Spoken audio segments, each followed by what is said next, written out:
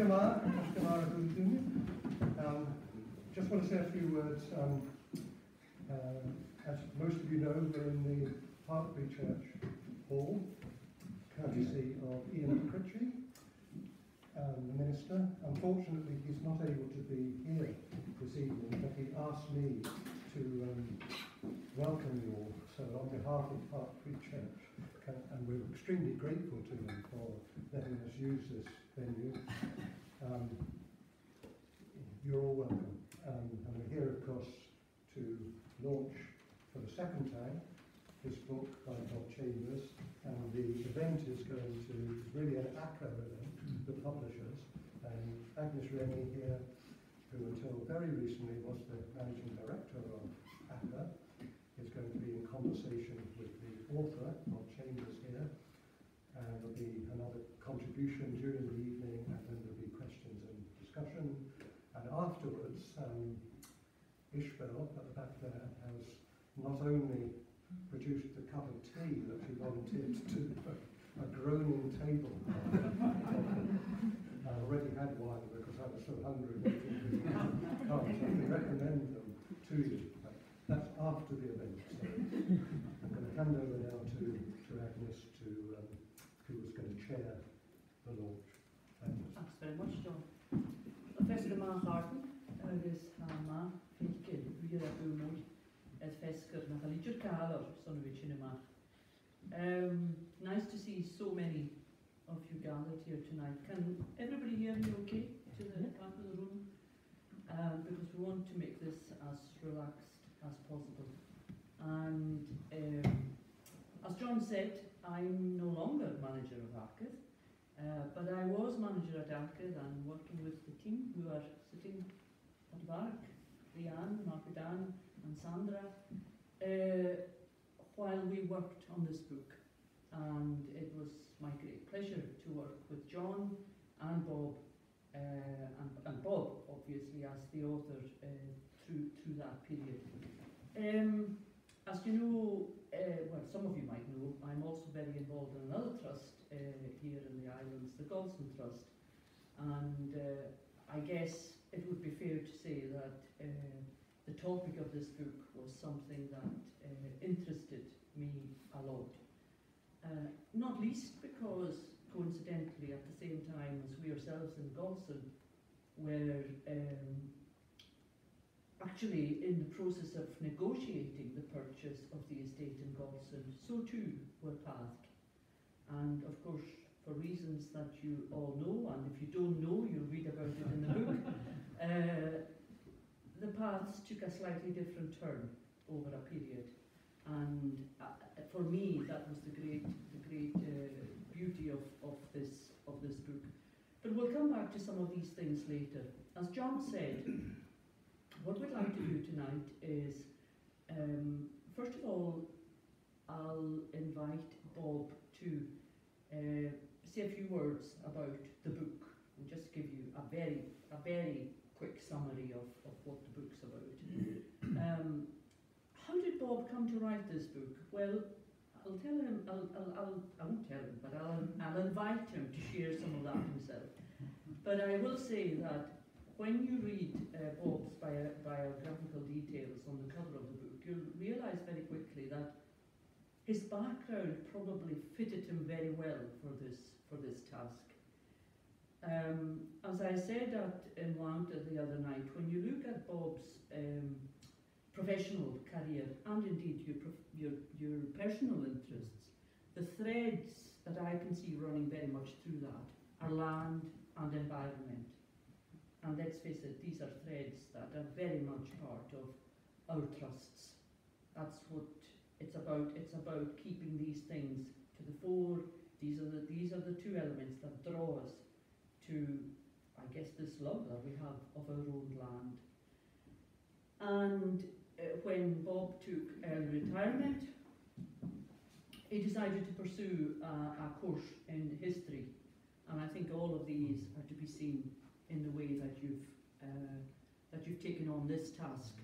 And, as I said to Bob before, and I don't mind saying it again, turned what is a hugely complex narrative into a very readable book. But again, you'll find that out for yourselves when you read the book. So after Bob's introduction, I'll then ask Agnes Nicholson, who most of you, not all of you, will also know as a member of the Trust here, to just give us a wee update on what the Trust is doing and where the Trust expects to be going. And I think that's a hugely important bit of the narrative and setting the conversation that we'll then have in some kind of context. So, and then we'll have a discussion, we'll have a chat, and if any of you have any questions, we'll take these too. So, very relaxed, it's very informal. Please don't shout at me. Nobody has ever shouted it at me in Pairc.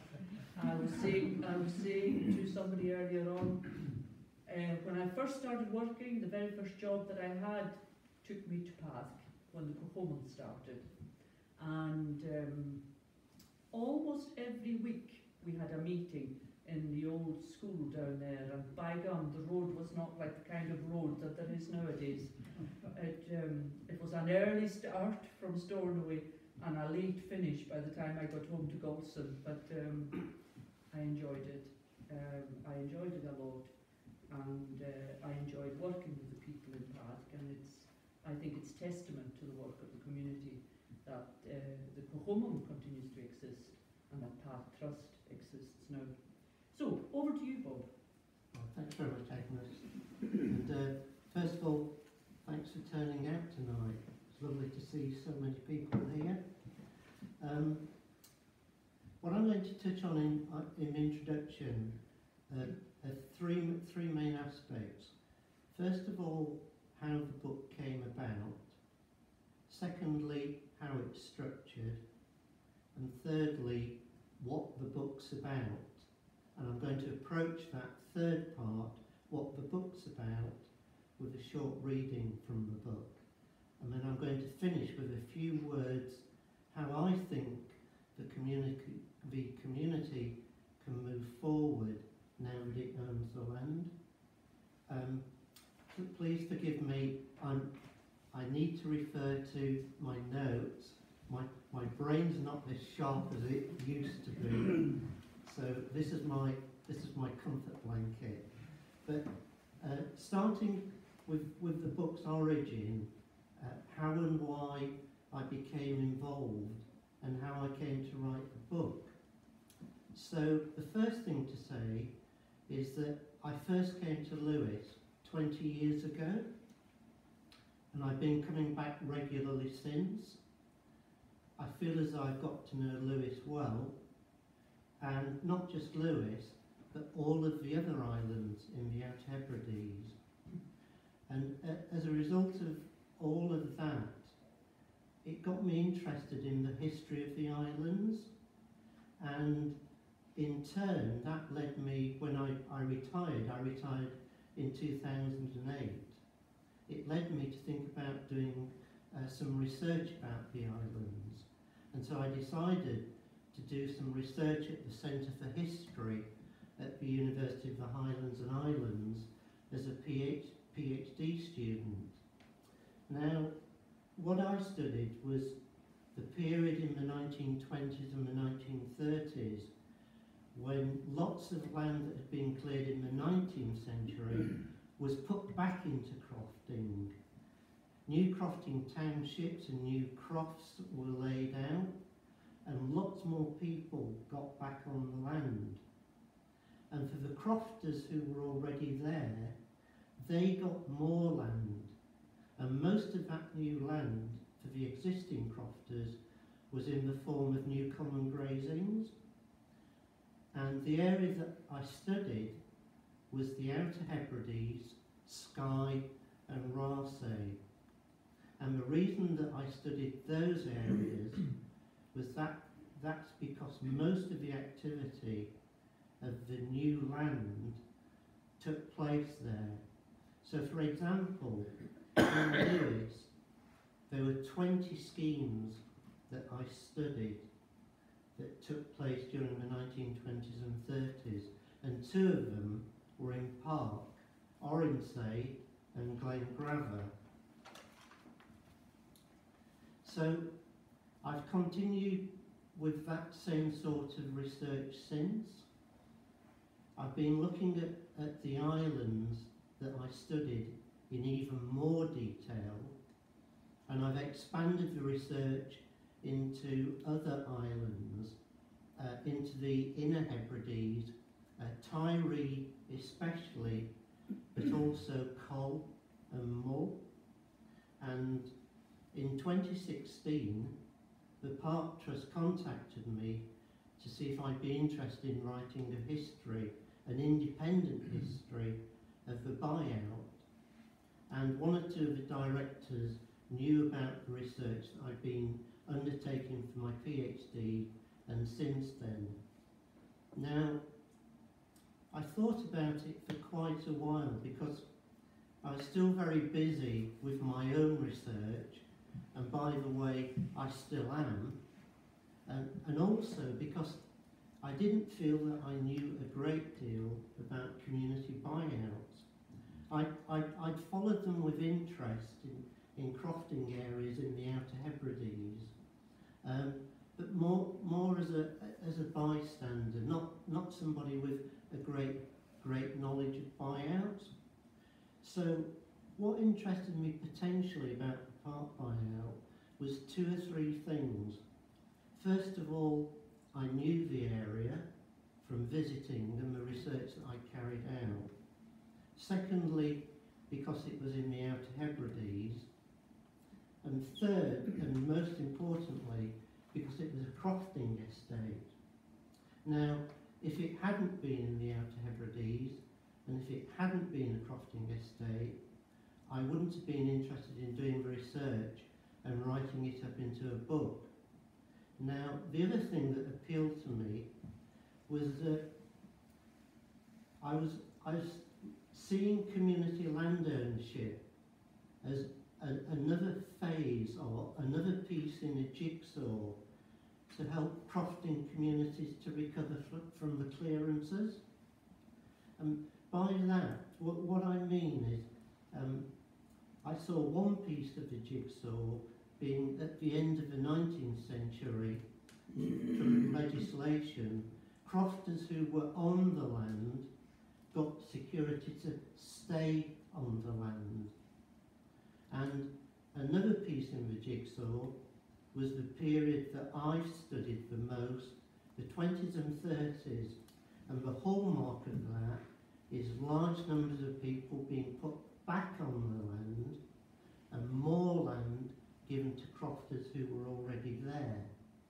And so third, since the first of the modern buyouts in Assynt in 1992, in crofting areas, crofting communities have been able to take control of their land. And so there are three themes to me there. One is security to stay on the land. The second is more people back on the land and more land back into crofting. And the third theme is about taking control of the land. And so, on that basis, I agreed to do the research and to write the book. But there were some caveats. First of all, only on the basis that I wouldn't take any money from the trust for doing it. So, I've not had any expenses for travel and accommodation, and I've received no fee for the end product for the book script. And I've also done it on the basis that it would be an independent piece of work by me, and that only I would have editorial control of the text and no one else, so that the end product would be mine and mine alone. And also, I've chosen not to receive any royalties from any book sales when Agnes said that it would like to publish the book. So I hope from that you can see that I've done my very level best to remain neutral throughout the research and writing. I've not been in the camp of a pocketum for trust, nor have I seen myself as acting against the previous owner. And I regard what I've written as being totally independent, it's impartial, it's neutral, it's objective, and above all, I hope that what I've written is fair. And I based it on the material that was available to me, which came from many sources, many people, and many organisations. But what's missing is any input from the previous owner. Now, I contacted him and I asked him in what I consider to be a genuine spirit and in a fair way to contribute, but he declined. And I have to say, very much to my regret. And what I've written might have been quite different in several respects if he decided to contribute to the research. So that's a little bit about how I became involved in writing the book. Now, I'd just like to say just a few words about the book structure, and I hope this is helpful, especially to people who haven't already read the book, and that's probably the vast majority of people here tonight. So, first of all, I've tried to write it in simple, straightforward, understandable language for an audience who knows little or nothing about the subject. I've tried to make it as readable as possible. I try to do this with all of my books. I try to avoid jargon and technical terms as much as possible. Now, where that isn't possible to avoid technical terms, such as in the book when you read it, there's an issue about something called an interposed lease. I try to explain what terms like that are in as simple terms as I'm capable of doing. So that's the language.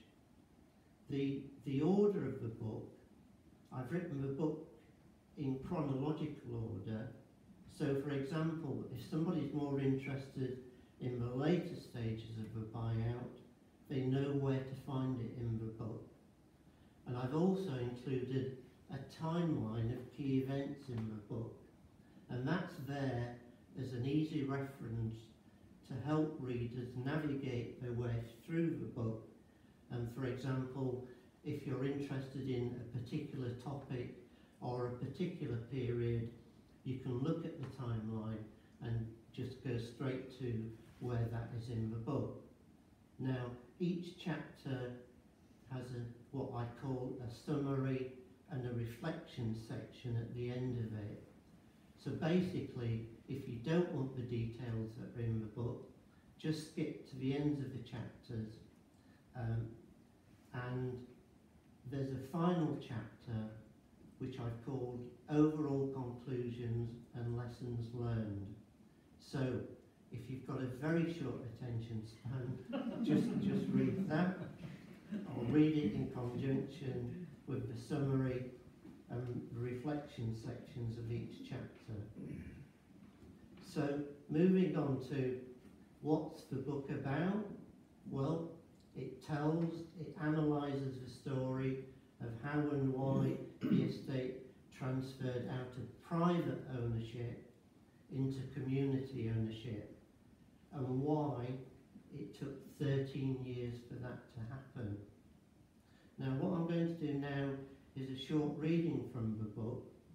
And what I want to do is I want to give you someone else's view what the book's about, not mine.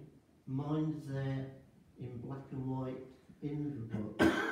Now, it's just a couple of paragraphs from the foreword by Jim Hunter. And for those who don't know Jim's, in my view, he's the most authoritative crofting historian around. He was key to establishing the Scottish Crofters Union, now the Scottish Crofters Federation, and Jim became its first director, and he served as chairman of the Highlands and Islands Development Board, now Highlands and Islands Enterprise. So I'm just going to read just a couple of paragraphs what Jim says in the forward about the book.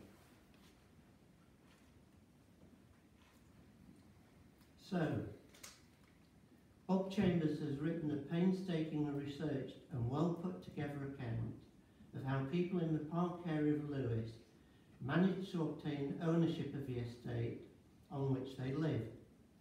At one level, the pages that follow constitute a factual record of what these people did. At another, these same pages are a tribute to this island's community's remarkable tenacity. When Pairc residents set out to gain possession of the land around them, the task was expected to be fairly straightforward. It proved to be anything but. The Land Reform Act of 2003, seen widely as one of the more significant pieces of legislation to be passed by Scotland's devolved Parliament, had given communities like Pairc's new purchase rights. But those rights, Pairc people discovered, were by no means easy to exercise. The innumerable obstacles and complexities they encountered were so difficult and time-consuming to surmount or get through that it would have been perfectly understandable if Pairc's land ownership ambitions had eventually been abandoned. But this did not happen. Month after month, year after year, the Pairc community stuck with a process that, as Bob Chambers demonstrates, embroiled community leaders in hugely protracted and energy-sapping dealings with public agencies, civil servants, politicians, lawyers, the previous owner, and others. That took a great deal of commitment on the part of everyone involved. More than anything else, it was this commitment to attaining their ownership objectives that at last put Pairc people in charge of their own place. Pairc's future prospects as a result are much brighter than they might have been. But something else has been accomplished as well. A long, long story of exploitation and injustice has been provided, in Pairc at least, with a most satisfactory conclusion. Angus MacLeod, I believe, would have taken a real delight in what had been achieved by the people Bob Chambers writes about. Angus would have been equally pleased, I think, by the way Bob handles the tale he has to tell.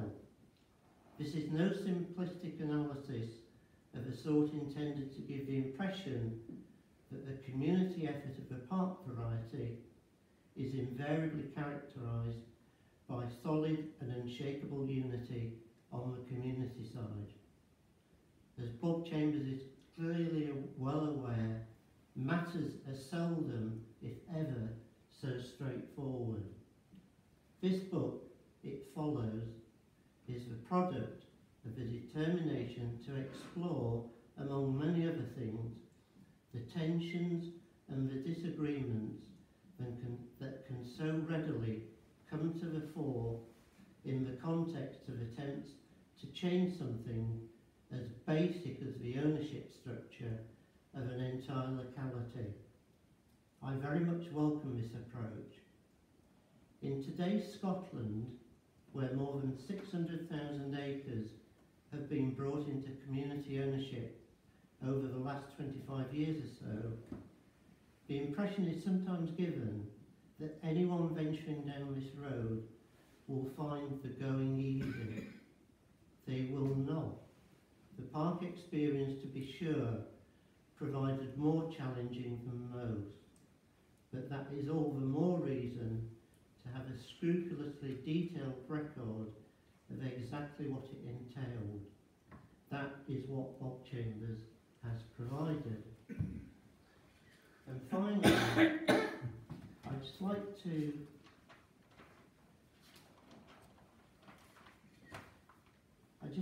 say a few words as to what I think is the biggest lesson that you as a community can learn from the buyout. Now, I assume that a good number of you here this evening live on the estate. If so, you own it.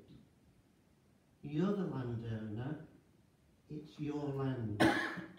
So it's under your stewardship, both individually and collectively. So here's my advice. Do what you can to make it a better place for yourself and for your neighbours and for your local community and for generations to come. Put behind you any differences that occurred during the buyout. Lastly, most importantly, move forward, don't look backwards. Thank you. Thank you, Bob. I think you gave us a very good flavour there of what we can expect in the book. And before we start discussing it a bit more, I'd like to invite Angus now just to give us a short update, Angus, on where indeed things are now with the trust. So, come out and join us here. Praise God, Arden. It's my privilege to be here representing the current board of directors of the trust, and I'd just like to say, pass on our thanks to Bob. He's given you his version of events, and I'd like to say that we are delighted with the outcome, with what Bob's produced. I think it's hugely significant to be part of our story moving forward, to correct the narrative that was sometimes miscued. I don't know very much about that. I was only a wee toddler at the time for most of it, but from what I've heard from people who were heavily involved with it, that narrative wasn't always the right narrative. It wasn't always the honest truth. And I think this is something that we can take forward. You speak about moving forward, Bob. I think this is something that we can put as part of our journey, along with all the things, well, some of the things I'm going to mention that we've done and that we're going to do as a trust, as a community. This has its place in that.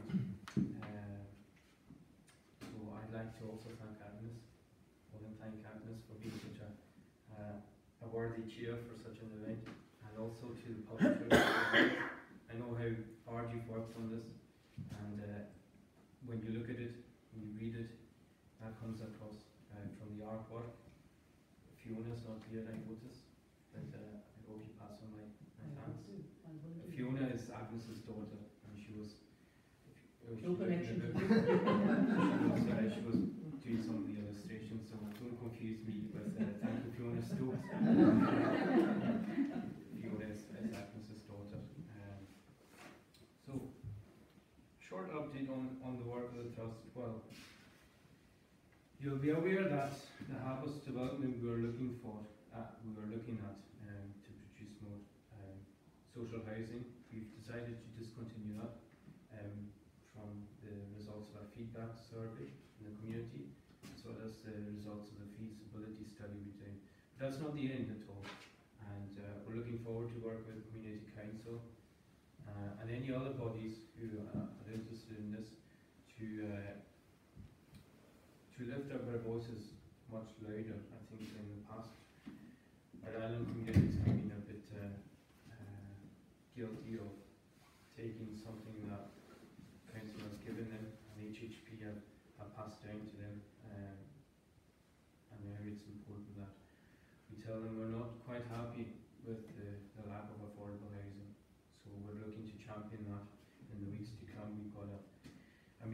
doing with the council, which hopefully will yield good results to try and bring these assets into the community, which is integral to trying to attract younger families back in, trying to attract people that were living here that moved away, to future-proof everything that we do. Tourism, we've David Simpson here, one of our directors, is working at the moment on a business plan for tourism to try and promote this area, and along with the work of Kumanakti and Donia and such like, they are promoting the idea of slow tourism to try and promote the sights and the sounds of Pairc that we're not aware of, because they're not splashed all over in your magazines or over the internet or the TV adverts, like some of the other areas and the land trusts that we have on the island. So we've got to do things differently, and the idea of slow tourism will hopefully help us to bring in people that will appreciate the jewels of our community in their own time, which is really in keeping with the idea that we took 13 years to finally take over the land. We don't like to rush anything too much. COP26 is all over the news at the moment, as you're all aware, and I think it's important as land trusts and landowners that we're mindful of the effects of climate change on our areas up here, on our livelihoods. And with that, we've begun to look at the possibilities of a carbon capture scheme through peat restoration. That's in its very early days, but we're not the only local bodies on the islands doing it. There's quite a lot of interest in it, and it's quite exciting in terms of what it can do for the land that we're living on, as well as the planet in general. We've also, at the beginning of 2020, just as we went into lockdown, finalised the purchase of the resource centre, which you all know about. But we're looking forward to improving that building in the years to come, making it more of a space that is useful for the groups that need it in these communities, and alongside Ravensbourne, helping to make sure that these assets remain in the community's hands, for the community's benefit. And that resource centre is always available for any community groups who want to use it, as well as individuals. For anyone who doesn't know, there is the gym still there, operated by the community council.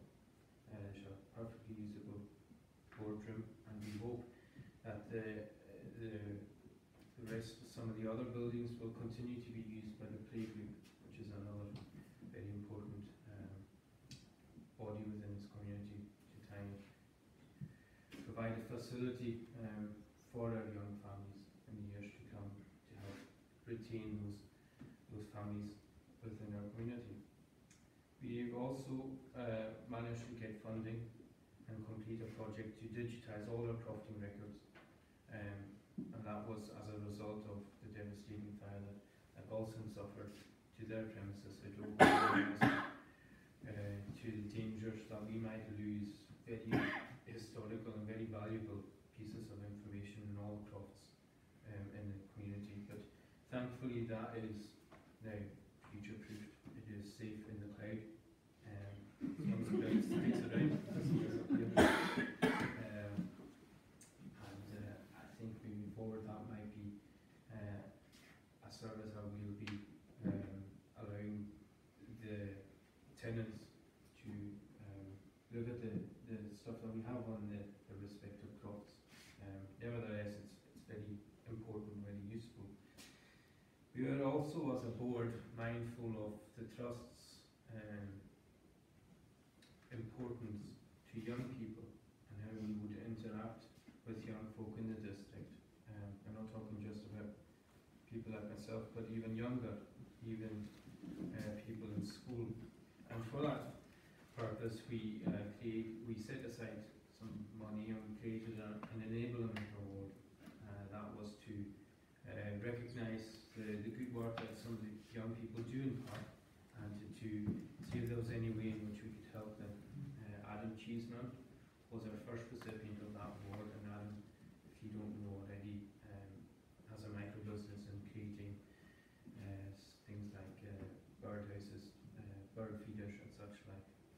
sells them in Ravenspoint and maybe even in Maravik at the house.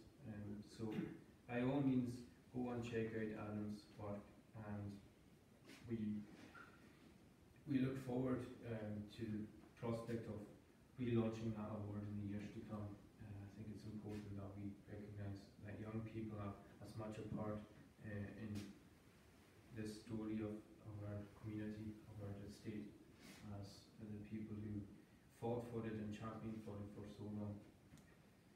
And with that, I'm going to hand back, but I'd just like to say how delighted I am to see the many faces here tonight, past directors, parents, current directors, members of other community groups, but nevertheless all of us individuals who are committed, who are invested, and who are determined to see that this is not only a successful buyout but a successful future for our community. And I think it's important. Two words stick out to me on the front cover of this book, and that is estate. Like Bob says, we own the land, we are stewards of it, we have to do that responsibly. But it's also exciting to have that potential to own the land that we have our houses on, that we've looked after anyway ourselves for many a year, but haven't got the benefit from it quite. And also community, the people that are on the land, the people that live here, our neighbours, our friends. And moving forward, hopefully, as Bob says, we can do that together, and this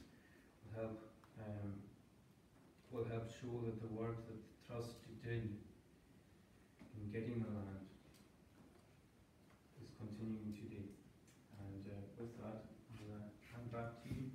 Thanks very much, Agnes. I think it's really important to have that picture of where things are now.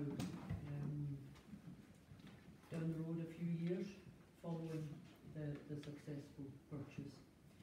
So maybe just kind of going back to the book, Bob. There's so many things we could discuss. There are so many areas that we could go to, but if we can maybe just for because we're in Pairc, remind ourselves, maybe one or two things that to you, as the independent observer, made the Pairc journey so unique. Again, I need to be selective because I think there's quite a few unique aspects about the Pairc buyout. Certainly, the length of time to complete those 13 long years. I think that's totally exceptional. It's totally unparalleled in other community buyouts that I'm familiar with.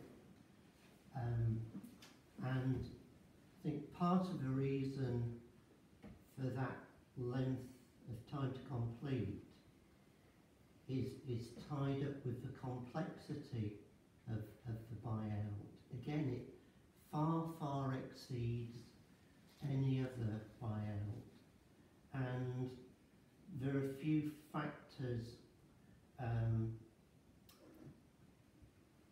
around that complexity. The start point for the buyout, again, I think is quite unusual in my experience. Most buyouts, the start point tends to be prompted by a land sale, the land coming on the open market for sale. Now that wasn't the case in Pairc. I think the reason that the Pairc community first started thinking about the possibility of owning the land was because of the prospect of a large commercial wind farm on part of the estate. And the wind farm in itself was a hugely complicating factor, I think, in the buyout, and that took years and years before that issue was resolved. The interposed lease that I've referred to earlier, the Pairc case was used by Scottish ministers as a test case before the land court to determine whether or not interposed leases were valid over crossland. And Pairc was the first of the buyouts to start testing the land reform legislation. The 2003 Act that gave crofting communities the right to buy their estate in circumstances where a landowner was unwilling or simply didn't want to sell. And so it was very much a testing out that legislation. It resulted, and just to remind everybody, that the Trust 2 Part 3 applications were approved. It's the first time that that's happened.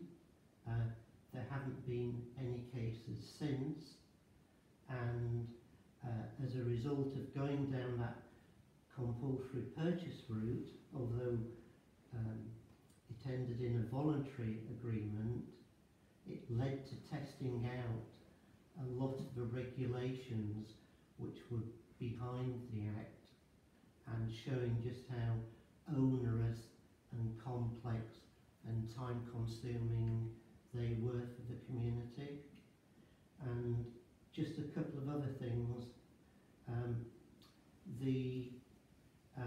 Both parties agreed to use a mediator to broker a voluntary agreement, and that was people who know him. I know him personally. The outstanding David Cameron from Talbot in Harris. I think if it wasn't for David coming in, a voluntary agreement may not have been brokered. I think it would certainly have taken even longer than it did without David. Now, I'm not aware that any other buyouts have used a mediator. And lastly, community support for the buyout was tested not once, not twice, but on 3 occasions.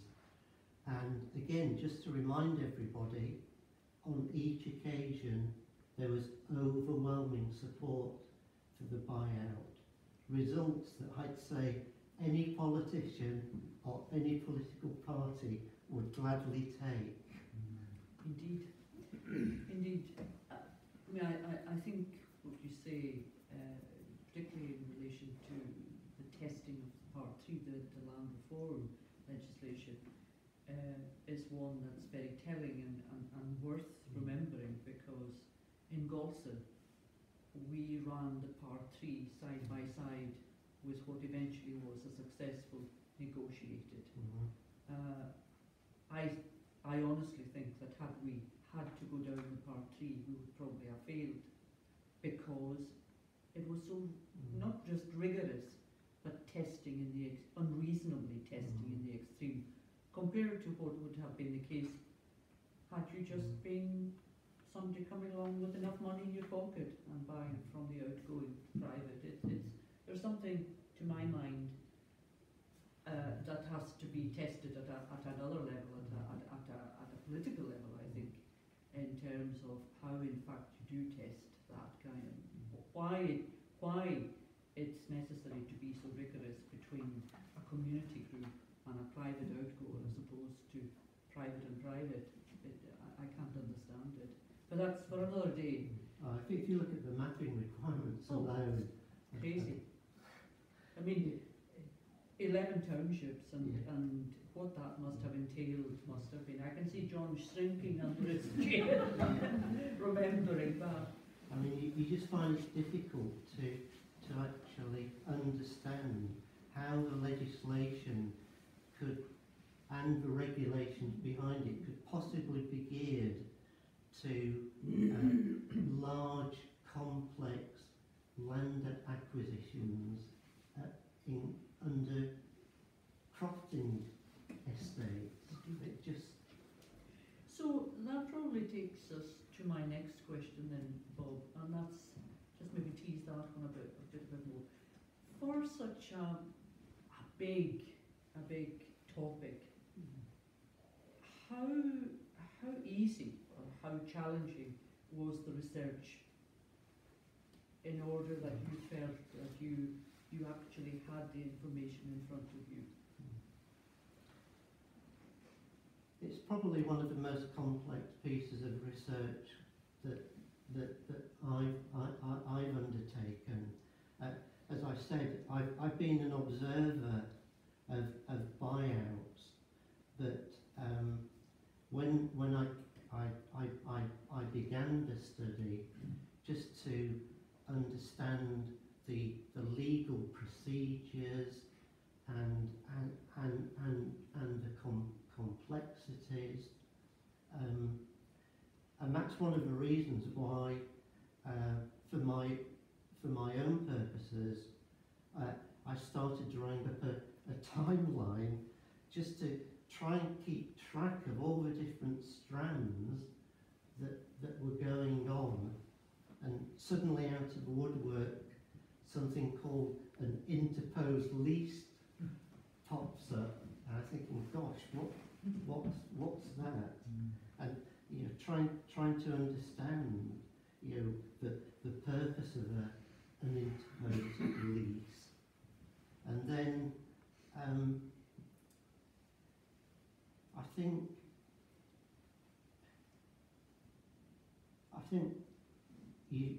I needed to go into the detail and to understand it, but then having the capacity to stand back and try and retain an overview. Yeah. And you had to unravel it in a way, I guess, to see the different strands running to it. and because there was no other yardstick to use. You couldn't look at Golson, or you couldn't look at North Harris or West Harris and follow that pattern. And yeah, I think it's sometimes difficult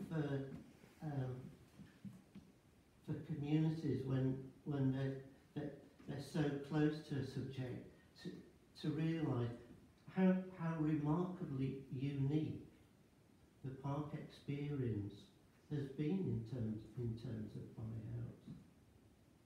I think you're absolutely right, Bob. I think there are aspects, apart from the very small group of people involved, and that would be the case for most buyouts, apart from those who are most intimately, you're closest to it, in fact, then why would you know? Because the thing is so complex, and in order to take it forward, you need to keep a bit of separation. And it's, it's remarkable, I think. People talk about volunteer burnout as something that happens, and it does genuinely happen. And I absolutely take my hat off to the people who took the Pairc buyout forward. I've been involved with the Golson one from 2002, but so far I haven't burned out. But then we have had high points, and we didn't take that long, thankfully. Although, as I said earlier, I think had we had to go down the Part 3 route, I really don't know what would have happened. But enough from me. Any questions or comments from you for Bob while we have him with us? Anybody? That's probably fair to say that had all the directors of Pairc Trust known what was facing them in that first meeting in March 2003, had they realised the complexity of it all, might well have been perhaps overfaced at that time. And I take my hat off to all of the guys and ladies who've been involved in Pairc Trust over those years, that it came to a successful conclusion, because it could have dropped to the floor at any time, I guess. Personally, I wasn't involved, fortunately, but I was on the sidelines looking in, and yeah, hats off to them all. Yeah, the two main qualities that come out are the stamina and the staying power. Yeah, remarkable. Yeah. Anybody else? Thank you for these comments, by the way, to the trust. Do you think perhaps that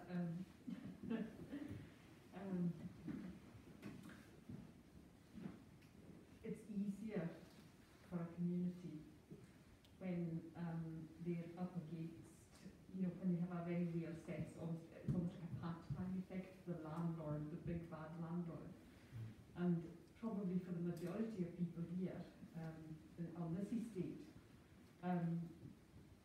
if they knew the landlord's name, it'd be like they had no real sense of a landlord ever standing in their way. It was kind of a very neutral figure, if they had any sense of it at all.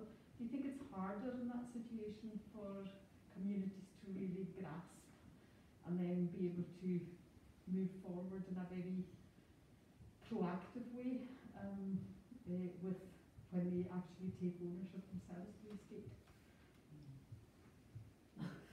I don't know. I do know. Your experience.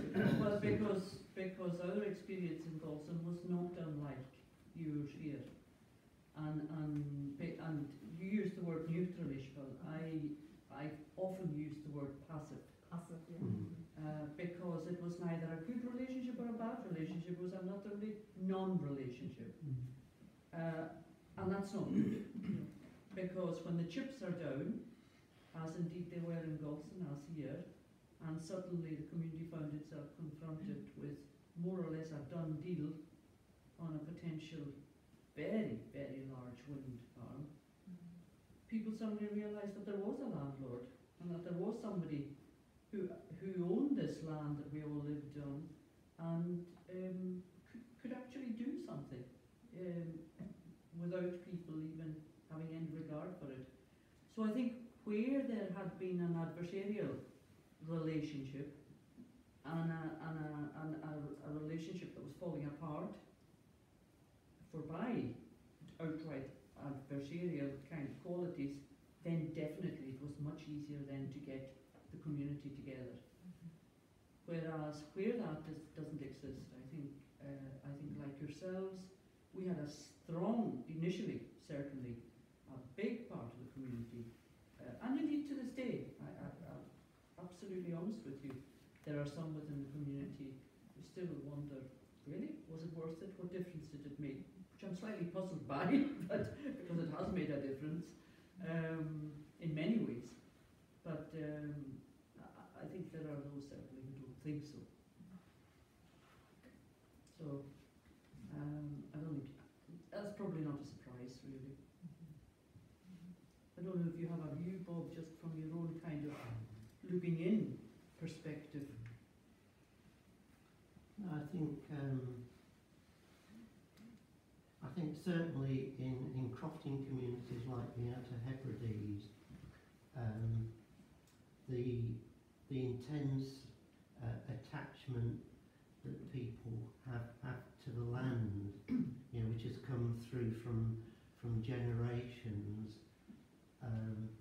is something that maybe I don't think you get quite so much in some of the buyouts that have taken place outside crofting areas on the mainland. I think also, as I said, I think very much in terms of the impacts of the clearances. I still think are very much with us, and it's going to take generations to solve some of those impacts. And I think in crofting community areas, people can look back to that era, and the land means so much more to them.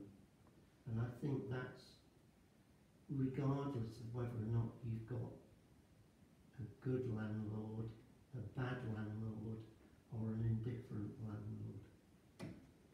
Yeah, and then you hear Agnes, as we did earlier, summarising for us what in its short life the Trust has been able to achieve, and indeed is embarking on at the moment, and you realise potential, and potential for not just our generation but future generations. Somebody asked me recently about something that we were doing in Galston, and how long will this last? And I said forever. Because as far as I'm concerned, I have no time. We don't have a time limit. You know, this is it. And I'm conscious of the time. Any more comments or questions?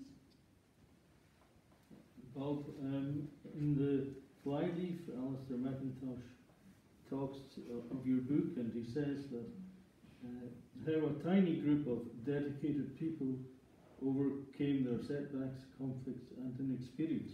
A tiny group. And that's grown over the years to many directors. Some of them are here tonight, past and present, and some are no longer with us. But we've had two office managers in the time that the Trust has been here. Fiona's here tonight, and Jen before her, excellent managers. So the work of the Trust is going on, and your book, I think, it really does describe in a very straightforward and readable way the huge challenges that that tiny group of people had to endure. And it's a good record of, what we did, and we won't forget that through your book. Thank you. Do you think without the wind farm, perhaps the potential wind farm, none of this would have been nearly as complicated? It's hard not to come to that. Yeah, I do. And when Agnes said that, it made me think, big businesses, they're there to make money, that's their purpose. But big business can make an awful mess of communities. And SSE, in their own way, damaged the aspirations of this community for a long time. Inadvertently, maybe, but they did. Yeah, their aspirations are entirely different from ours as a community. What drives them is very different. Yeah, I just comment on that. Quite apart from the complexity of the wind farm proposal, which was huge, kept changing, the wind farm proposal was a polarising factor. Some people were strongly in favour of the wind farm, some were strongly against. So that polarisation within the community was not helpful. And some of the subsequent disagreements actually do stem from that initial polarisation. Well, I think it's fair to say, just reflecting on that, John, people were very surprised in Galston when they discovered that actually, if the community were successful in the purchase, then that we would inherit the lease, because the lease was a legal commitment that stood. And there were very many different views in the steering group, but we agreed as a steering group that should it go ahead, then it was better to be in the hands of the community than not. And that was the bottom line. But not everybody outside the steering group agreed with that, and that is part of the detractor element that there is still in the community to this day. And we have to, we have to respect these points of view. But I have to say, equally, people have benefited hugely from the community turbines that we have. And that has definitely shifted opinion a bit. But then we earn almost as much from the 3 that we own ourselves as we would have earned from the 122 that would have been on the land had the big one gone ahead. But that's you know how these things work out. Okay, I think Bob, would you like to maybe do you have a final reading that you'd like to share with us, or some thoughts in closing before we go for the tea? Let people get their tea. Well, can I thank you once again for the time and the energy put into researching this book, and for your work in taking it to this stage. I know that I speak for Angus Morrison, the new manager at Agnes, and the Agnes board when they say how much of a privilege it is to have had the chance of publishing the book and to work with yourself and the Pairc Trust in bringing the book to the reality that it is now. And it sits alongside several titles of this kind that Agnes has published over the years, and documents situations and periods in our history which, as several people have said earlier tonight, are there now for generations to come to reflect on and look back on. And indeed has shared that kind of publication with the kind of books published by the Ireland Book Trust, many of you will be very familiar with, and not many others do of these kinds of books. So thank you to the Free Church for letting us use this building tonight, and we might be back another time if I could invite me to come along. There are books for sale for any of you who haven't bought them so far. I see that there's an offer on tonight in the usual kind of launch night deal, and as was said earlier, there has been tea prepared, so I certainly will be partaking of that, and I hope you will too. Thank you all very much for coming out and supporting Bob and the Trust for this very special